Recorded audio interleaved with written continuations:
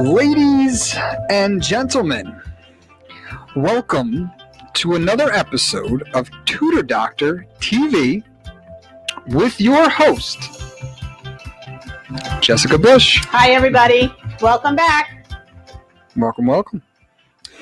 Today, we are going to be talking with Melinda Rothman, who is a fitness coach who works with kids of all ages. I think it's particularly important we talk about this right now because our kids are all sitting on Zoom, right? So she's going to be sharing with you some of her experiences that she's had and a couple of tips and ideas of fun things you can do to get them off their chairs during this crazy time. Welcome, Melinda. Thank you. If you have any questions, we are always live, so we can see the questions coming in.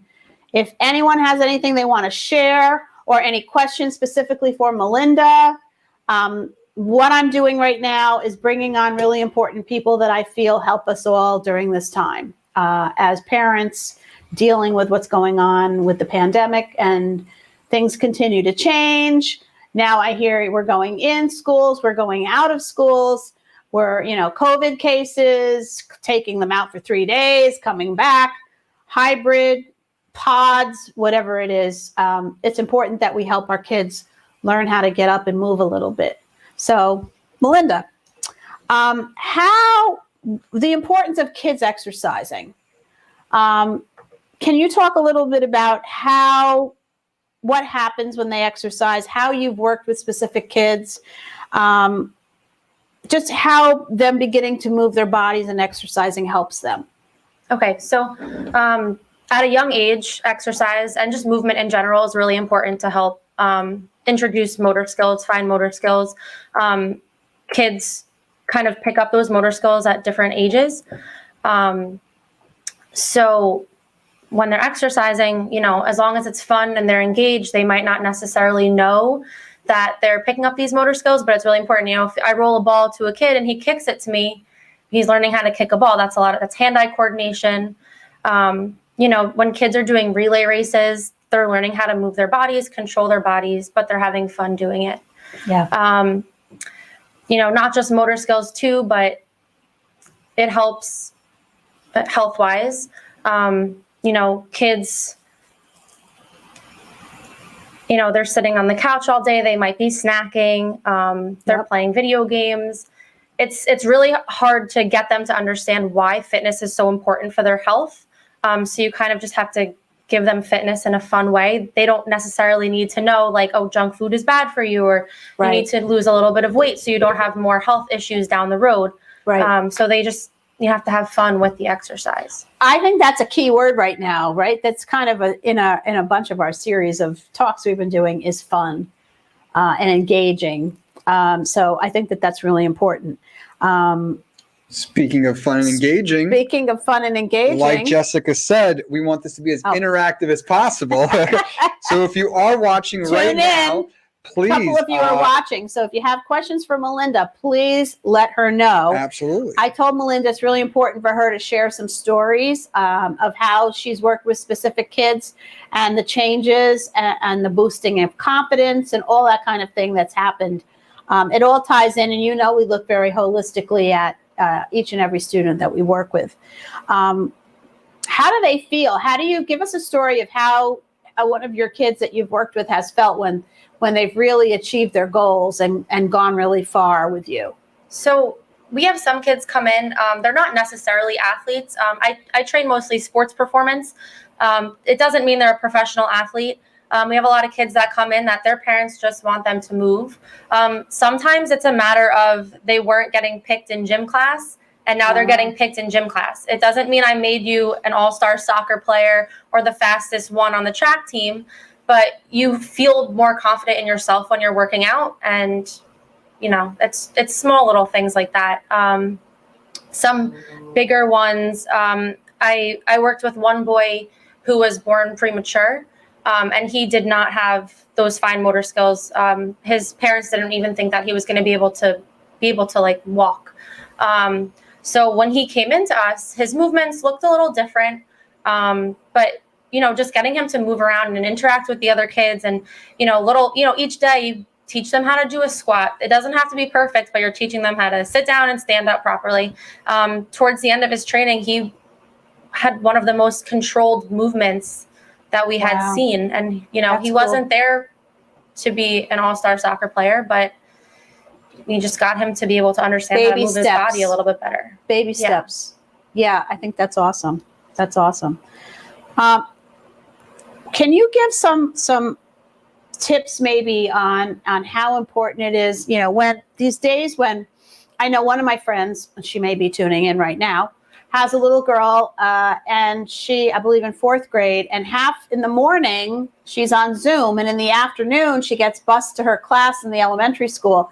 She literally has like less than 45 minutes to eat and then hopefully do some exercise.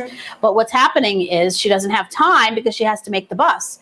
So what is something that kids that are literally have maybe 10, 15 minutes max can do to move or make their, do something that could help them? Okay, so some of the most simplest ideas, put on some music, have them dance for a little bit. That's going to get their heart rate up. They're going to have fun. They don't necessarily think of it as exercise. In the gym, when we've had kids have fun, we play games with them. So it might be a scavenger hunt, which you can do outside. You can even do in your home. It's a good idea. If you have blocks or anything, hide them around the house, put them up on something so the kid has to jump to reach it. Set a time. So I want you to find all these objects in 5 minutes. They're running around, whether they're outside or inside. So that doesn't require, too many items. You don't have to buy a new in-home gym just to set something like that up. Another one my kids would get really excited about was flashcards. So we would have flashcards. One side would have like a point value based off of how easy or difficult the exercise was. Oh, I love that. So they would see the point value would be face up. The exercise would be underneath. So let's say jumping jacks are more of a simpler exercise. They would say 10 jumping jacks and they would get 5 points for it. Something a little harder for them, maybe like push-ups, depending on the age, that might be 15 points if they did 10 push-ups. So we would put the cards on one end of the room and they would stand on the other. So they would run down, pick up the card. They would see the point value, flip it over, run back, do the exercise. And you can say, you want to try to, when we had groups of kids, we would say the first group to a certain amount of points wins. These kids have never moved faster because they want to get to that set point first. And do they win a prize or something? I mean, what's the whole, it's just a fun thing. They just have fun. They get to say, we got the most points. It's like when they do a relay race. They don't know that they're working on change of direction and they're working on following directions and, they're building strength, they're building speed, they're working with a team, but they just want to get down and back. That's awesome. I love that. With the flashcards. And they can make your own flashcards with index cards. It depends on how much space you have, what types of exercises you feel comfortable having your kids do at home. It could be, if you don't have a lot of space, jumping jacks, sit-ups, squats, have them, even balancing on one foot is still really important for motor skills. That's awesome. So you don't need a lot of space. You don't need a lot of equipment. Just piece of paper. And just really blocking out the time. You know, like everything we've been talking about these last few weeks is blocking out the time to do it. Even I've seen some of my kids' schedules that are virtual, and sometimes they do have 5 to 10 minutes in between. Like brain breaks. Just have them get up and dance for the two minutes of their break, and at least they're getting out of their chair. They're giving their brains a break. We talked a lot about brain breaks. I did a little live a couple months before I knew Doug on how important brain breaks are. Does it really truly help their focus? It helps them to refocus? Absolutely. I mean, I know for me, I can't, if I'm working on something for a long period of time, when I'm staring at it long enough, I kind of either forget what I'm doing or I can't think anymore. So just getting your blood pumping, getting your heart rate up, clearing your head, exercise just naturally makes you feel better. So that's great. Yeah. Great. So, Doug? real quick, we live in a fear-based society, right? So sometimes that's the only way to communicate to some people, right? In this new society of fear-based, you watch the news, everything's fear-based. So if you don't exercise, what's going to happen? You're going to have scoliosis if you sit in a chair on Zoom all day? Like, what are the consequences of not doing anything? I mean, it's not going to happen overnight, but if you for any of the parents watching, if you think about how many aches and pains you might have getting out of bed or getting up out of a chair, most of the time it's because people are sitting, their hip flexors get tight, they get tight up here because a lot of people are hunched over. But now you have kids sitting at a computer like this, or they're sitting on their phones. And then afterwards, we kind of talked about this before we came on, kids are playing video games, and which is fine because a lot of them have the live like the headphones where they can speak to their friends, and because they're not seeing their friends in school, that's how they're interacting. That's how they're engaging. But they're getting off the computer and now they're sitting at the TV and they're still hunched over. So, because they're young, it might not affect them now, but as they get older, even just, into teenage years, absolutely, and even, young adult, they're going to start to see that because kids can't be, they can be, but they're not being as active now. Exactly. Cool. How have you seen that this helps them with executive function skills? Staying on task, prioritizing. You said something about, helping them get organized, stay organized. Just giving them a chance to take a break, get some exercise in, then they can come back with a clear mind. And if you're afraid that your kids are going to get off task because they're leaving the computer and coming back, leave a checklist of what they need to do when they come back. And they can do that next task and then they can check it off and then do some more exercise. Yeah. I know when I was in college, if I was studying all night, I would set a timer for like every 20, 30 minutes just to get myself up, and I would exercise for 5 minutes and then get back to my reading. I wasn't I wasn't stopping my studying altogether, but you gave my yourself brain a had brain to take break. a break. Yeah. I had to, get my blood pumping and feel a little bit better. Yeah. Well, even no matter what age, I think even as adults, we need to learn how to get off Zoom, stand up and do something for a while, and I feel even for the teachers that are out there, doing Zoom from an empty classroom, I think people need to just be conscious of, even as a teacher and as a parent, and how important it is to let give your kid a brain break. Hi, Lois. Got some comments here. Thank you. Yeah, parents, children, and teachers as well. Because I was speaking to a teacher down in Parsippany, and she just said she's so overwhelmed. This hybrid thing of one day in and one day out, and it's confusing for the kids. And I think that even more reason that they need some sort of structured in their time when parents are giving them, or we're breaking out like homework time, study time, fun time, family time. They need activity time, right? Absolutely. And, that activity time can be during fun time and it can be during family time. I mentioned before with the video games and kids are going live. Well, there's no reason you can't set up a Zoom with your kids' friends and they can do their exercise together. I teach some of my classes virtual. It's possible. Yep. I'm bringing people together. They love exercising together. They're not in the same room as each other, but they can see each other. They're pushing each other. It's another way to socialize instead of just sitting on the couch, texting, or talking on like live video games. I love that idea. Family time, you guys can exercise together. Have a dance party. Have a dance party. Go take a walk. It's supposed to be nice this weekend. Before it gets really cold. Yeah. I think it's great. Does anybody out there have any questions do we have Svetlana on there? Because I know Svetlana has worked with an exercise coach before and has seen results. And you had talked about balance before. I know as you age, and having a mother that was 90 years old, and she would fall because she would be off balance, and she became, her bones became so weak that she would just turn around and she would lose balance. I think that's really, really. A lot of people don't talk about balance. No, that is always. Doesn't matter what age. I've worked with 4. I've worked with 85-year-olds. They all have some type of balance in their program. For the kids, we make it fun. So I might have them stand on one foot and toss a ball up in the air, or they have to pick something up off the ground and put it onto a box, standing on one foot. It can be fun. They don't just have to stand on one foot for 30 seconds and just stare at a wall. They can have fun with it. But it's so important for any age to work on balance. I think it's, you said something about like an obstacle course and a relay. Oh, yeah. Can you give some ideas to parents about, different things they could do, more tips or games that they can do? So for obstacle courses, anything that you can have kids run around. Like in the gym, we use agility ladders and we use cones. You might not have that at home.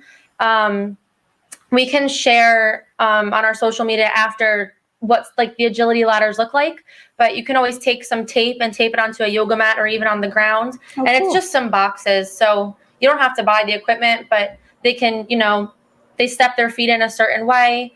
They can have them run around things, jumping over something.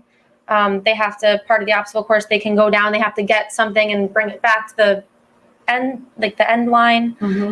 So whatever space you have, whether it's inside or outside, or you have equipment, you don't have equipment, there's always something you can set up. Just think about running, jumping, changing direction, and hand-eye coordination. Yeah. So even if there's any type of ball, you can just have a toss. That's still exercise. I like what you said about taping it off on a yoga mat. I think that made me, of course, start to think about yoga and the importance of stretching and that kind of thing. Can you talk a little bit about not as much maybe cardio, but more stretching and that sort of thing? Yeah. So stretching is equally as important as getting exercise in.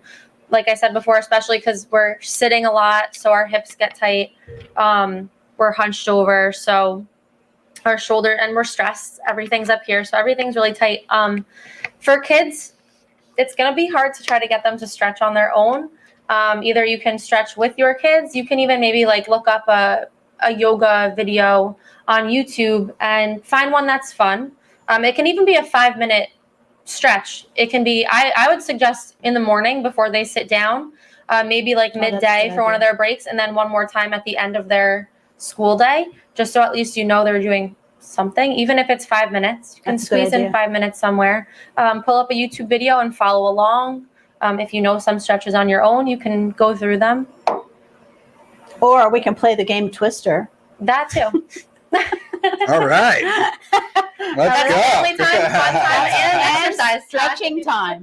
Now that really makes me think about stretching, because you're really, well, I don't know how we can do family Twister, but I don't know if you want your kids to do Twister with other kids right now, but virtual Twister. That'd be interesting. Yeah, but I think all of that stuff is really important. Can you share maybe another story? You said you worked with a 4-year-old. What was how's the youngest age student that you've worked with is 4? Mm-hmm.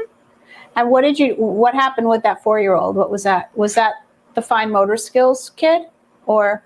That one was a little bit older. But for the 4-year-olds, especially at a young age, it's just the biggest thing is getting them to listen and follow directions. At that age, usually they have so much energy, which is another thing. If kids who are having trouble focusing, sometimes they have a lot of energy. Let them get that energy out in between classes so that they can refocus. Right. But yeah, the young ones especially, you don't have to teach them how to do squats and push-ups. But like I said, balancing is a big thing. If you can like tape out some like spots on the ground, have them jump from one spot to another. You don't need any equipment for that. It doesn't take up too much time, but they're just moving, following directions. You can put numbers, jump to 1, jump to 2. So with my younger ones, I try to make the exercise games still have to do with learning. So like I said, we'll do colors, numbers, letters, stuff like that, counting. Just add that into the exercise. Well, that's also great because you're doing fun learning, moving, learning games. We had, with my youngest group, we would have colored dots that we would spread out across the gym floor. And we would say, you have to crawl to a red dot and then put your right hand on it. So if they know their right from their left at that age. Oh, that's a good. Or we would tell them, hop to a green dot and do 5 jumping jacks when you get there.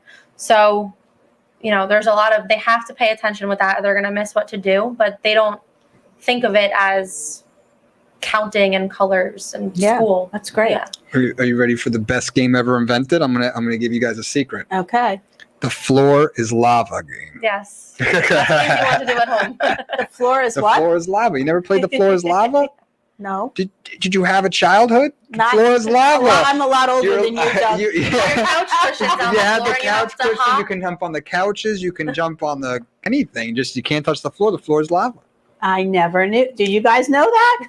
Come on, Probably. the floor is lava So there's game is your one of the best obstacle games. course. Yeah, there you Okay, go. so there you go. There's your obstacle course. Floor is Okay, lava. the floor is lava. I did not know that. I even think there's a Netflix show that they came out with. I'm not sure if it's called The Floor is Lava, but it's like this whole obstacle course where like the floor is like this lava water, and they have to get from point A to point B. So Interesting. the floor is lava game. All right, so there's some really, really great ideas. What else? Anybody have anything you want to ask Melinda? Is anybody out there? I saw we have like 3 or 4 people watching. Yeah, so people coming in and out, and we want to remind you that we want to make this as interactive as possible, and we brought Melinda on for you guys so you can ask her questions live, kind of in person, through the interwebs. So at any point, if you want to ask Melinda a question, put in the comments section, we'll relay it, and we'll answer it live for you today. Now, I know that Melinda is on Facebook and Instagram. Here's her Instagram page right here. If you want to get in touch with her. She does private coaching with any age. Can you share with us maybe have you ever worked with a teen? Yep. Because that's challenging. Yes. So how do you connect with the teens? Give me a story. Most of the teens that I work with are athletes. But then again, we've had teens come in that really their parents just need them to stop playing video games. So that's really where you need to kind of motivate them to move. If they're not athletes, we sometimes try to teach them a little bit of everything, because I have had teens come in that never wanted to get off the couch, didn't want to stop playing video games. They come in like this because they're sitting all day. And then some of them actually, after a while, they do decide to join a sport. I had one girl who was a dancer when she was younger, but then she was in physical therapy, getting over a lot of injuries. I worked with her for about 4 years. So, before the shutdown, she was in high school, and we actually got her into weightlifting. So she wanted to join either like a weightlifting team or a weightlifting club. She considered wrestling. She considered throwing for track. So we took someone who didn't even want to do anything anymore. She was always in physical therapy for an injury. Wow. We got her healthy again after she was done with physical therapy. We did exercises that would help her prevent from getting those injuries again. And we made her actually love weight training. That's awesome. Which she did not like when she first started. So That's you kind of awesome. just have to find what the athletes or what the kids find one Connect thing that they with. really like in the training. And sometimes they'll find, I've also had kids, I had a brother and sister that came from out of the country, and their English wasn't even great when they came in. So they didn't know anyone in school. But I got the sister to actually want to play tennis after, Very cool. just getting her into the gym was a struggle. Very cool. Yeah. So just another avenue to help build confidence and self-esteem, and have them feel more comfortable in school, which is really awesome. I mean, and unfortunately, amazing. now a lot of the sports are being canceled. I know. But there's no reason you can't start training now for sports. Well, and something, you never know you would eat, like you said, I love that. You never really know if the student finds something that they really love and they're really good at. That's why it's important at that young age.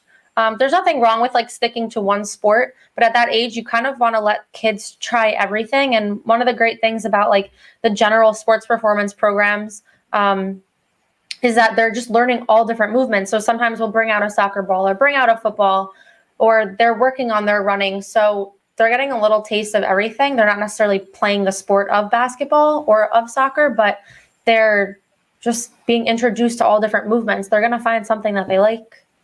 Cool. Yeah. You never know. You might have the next professional floor is lava person. I don't know why I've never heard of that. I'm a professional floors lava player. What you said about them running to get the card that has like the points thing, I think is a great thing.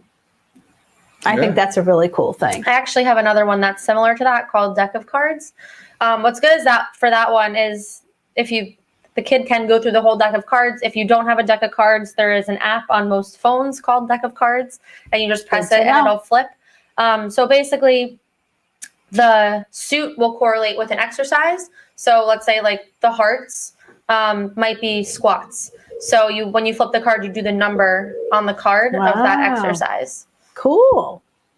So that's always been a fun one for the kids. So you do that like one-on-one, or you can do it in anything. I've done it virtually. I've done it one-on-one. I've done it with my youngest ones. I've done it with my adult group classes because it's fun. You don't know what's coming next.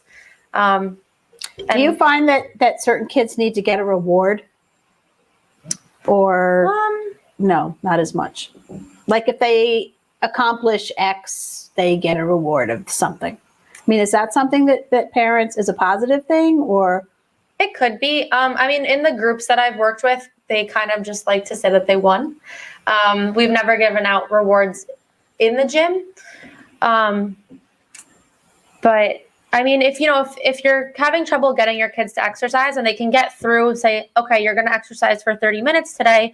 There's no reason that you can't say you've earned 10 minutes of video games afterwards. You don't want to completely take away all the fun stuff. But it's like if you finish your dinner, you can get dessert kind of thing. Yeah. Correct me if I'm wrong, but also at the same time, like speaking to fitness trainers and stuff like that, dealing with adults, but it probably works well with kids too. You don't want to burn them out on the first exercise day either. You don't want to like, hey kid, you're going to run 2 miles today. Then they'll be like, I don't want to do this ever again. Exactly. You're never going to see Melinda again. So like do 2 push-ups one day and yay, and tomorrow we'll do 3 kind of thing. Yeah, it's the same thing. Start with 2 minutes of exercise and then 5 minutes of exercise, and then you can add on. Definitely start out with something fun. Try to make it a game. Because if they think that exercise is just another chore, kids don't think of recess as a chore. They think of it as I'm going outside to play with my friends and they're running around. So let's talk about gym recess. Class is the same, but you don't want them to think that it's just another chore that they have to do at home because they're not going to want to do it. Yeah. So recess and gym. That and extracurricular activities. And no more clubs now. So recess is gone. Kids are bummed about that. So they have to rush through lunch, get on a bus, go back to Zoom. Recess is something that maybe you need to make an at-home recess. Yeah. Block out the time for an at-home recess. Because I think that people don't think about that. Even if you're able to, after lunch, just if you have 5 minutes and it's still nice out, go for a walk.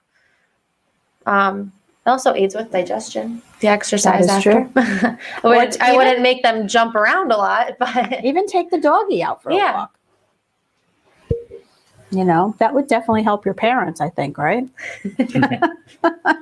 And disguising is smart, because I know when I, visit like my girlfriend's nieces and nephews, we'll make games out of anything you can think of. Like we've done things where it's like blind battleship, where I'm throwing balls behind me, they're laying down in the backyard, and if it hits them, it's like they're out. So like you can disguise things so they don't actually think they're actually doing exercises. But it's not a that's chore. like when I would let my kids would play catch and they would stand on one foot. Do they know they're working on a balancing exercise? No, because they're focused on catching the ball. You just have to. So how did you get into what you're doing? How did you did you know all along that this is what you wanted to do, or? So when I was younger, I did some instruments and I was also in sports, but I got to a point where I never wanted to sit still anymore and practice my instruments. I always wanted to be more active and running around. So I was an athlete growing up. I did gymnastics for 8 years when I was younger. And then I also did dance. I did track and field in high school and college. Now I do MMA. What's MMA? Mixed martial arts. So I do kickboxing and jiu-jitsu. Yeah. So I was always very active. And then when I was in high school, I did a little bit of interning, if you want to call it. Yeah. It wasn't for college or anything. So I was just shadowing sports performance classes at a gym. I knew I fell in love with it, and I was like, all right, this is what I'm going to go to college for. So I studied health and exercise science in school, and right out of school, I just Awesome. got into it. Yeah. Very cool. So you were always active. Yes. Love that. My parents probably had trouble getting me to sit still, not getting me Not to the exercise. opposite. That's not the opposite. Cool. Anybody have questions for Melinda? Get them in while you can. This has been great. Oh, yeah. A lot of useful information. We'll put this little graphic up too, guys. So that's some information about what we discussed today, the importance of fitness during a virtual learning. And she really gave a lot of great tips and fun ideas that you could do with your kids. And she's going to put something in the chat, in the comments after we're finished. So keep your eye out. But if you want Melinda's information, here it is. Put this up as well for a second. People could check that out. There you go. That's a lot of. What are all these certifications you have here? CSCS is Certified Strength and Conditioning Specialist. USAW is Olympic style weightlifting. So if anyone's familiar with the clean and jerk and the snatch, it's just two very complex movements. And PN1 is precision nutrition, so I can do nutritional guidance. And TPI is for golf specific strength and conditioning. So do we want to talk anything about as far as what did you say eating, food, health and nutrition? Yeah. It's probably also very important while the kids are sitting at home, especially after Halloween. Yeah, that's a big one. All right, so you can give them the whole package. Yes. That's awesome. Yeah. Very I awesome. used to work with a kid a few years ago that we did he was training for weight loss. So nutrition was like a very big part, and he saw a lot of success with how much weight he lost. And again, he was one of those kids that it helped him make the football team. He just felt more confident in himself. He probably never believed he could get on the football team. It's not fun for a kid to think that they need to lose weight. And I see that a lot with the kids that come in, and they seem like they don't want to be there, but I really think it's just like a confidence thing. Yep. We've had kids come in, and it took them a while to share this with us, but sometimes, they're getting made fun of in school. Yep. And it's helped them completely. It's a great thing. Yeah. So we're all about the whole package here. That's what it's about. Holistic learning. It's so much more than just academics, right? You have to deal with your health. You have to deal with what you're eating. You have to deal with your exercise and your mindfulness. Do you ever do anything in regards to that? Do you meditate yourself? I should meditate more. No, mindfulness is. I know that a lot of people, when they're running, they go into the zone. That's probably you. That's usually my time. I've listened to, I've done like guided runs before, where they'll kind of like go in and out of music, but they're also talking to you. That kind of helps me refocus. I have trouble, like I said, just sitting still. So just sitting still and trying to meditate for me personally doesn't work. There's times where I've just gotten on the treadmill and just walked. But I put headphones in, and that kind of helps me focus again. With music or without? Well, usually with music or something guided. Yeah. Or even if it's just instrumentals, just something to kind of clear my head. If I'm focusing on the speaking or the music, then I'm not thinking about everything else that's been going on, which is very important right now. Absolutely. There's a lot going on in the world. There's a lot going on this election day. A week. It's going to take a long time. All right. That was awesome. Absolutely. That was awesome. Let's put Melinda's information up one more time. Yeah.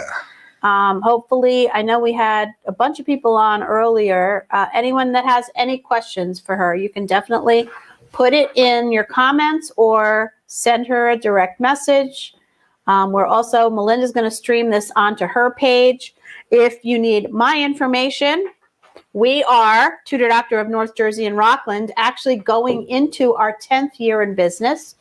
If you go onto our Facebook page, Google My Business, We have a lot of really wonderful local families that we've worked with over the years. You know that when you call us, we're going to look at your student more than just academically, right? There's so much more going on. So that's how you can reach me, and let us know if we can help you. Anybody Awesome. else out there? No, in you guys TV land? You guys did great. A lot of people watching, liking, and we had some comments here, but great job, guys. And like Jessica said, if any questions arise and you're not watching this live, don't be afraid to you can email Jessica, which is this email right here, or we also have Melinda's Instagram account, which is right there. So if you want to Awesome. reach out to either one of those lovely ladies, there's their information, and nice job, ladies. Yeah, thanks for joining us, Melinda. Thank you for having me. Bye, everybody out in TV land. See you again. Stay tuned.